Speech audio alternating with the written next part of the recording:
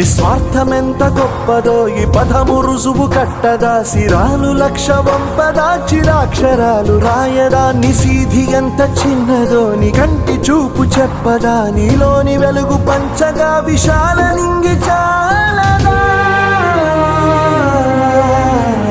మనుష్యులందు నీ కథ మహర్షిలాగా సాగదా, మనుష్యులందు నీ కథ మహర్షిలాగా సాగదా.